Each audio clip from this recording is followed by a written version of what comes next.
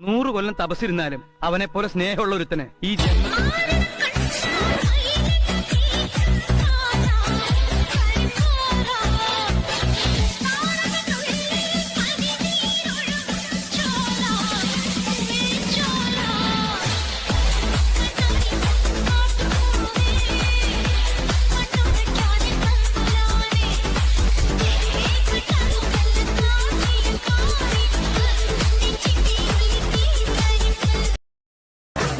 ചേട്ടൻ സുമുഖനാണ്, സുന്ദരനാണ്, സർവോപരി സുഭാഷണനാണ്.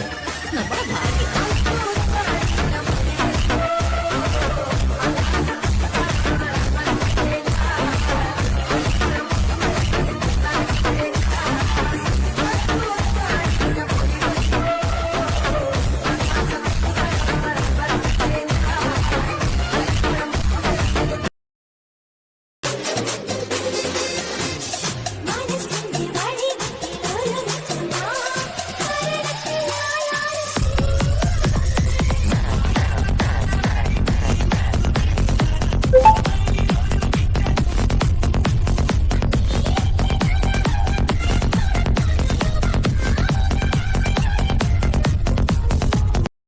ഈ പ്രണയത്തിന് ചെറുപ്പം ആർക്കും ആരെയും എപ്പോഴെങ്കിലും പ്രണയിക്കാം.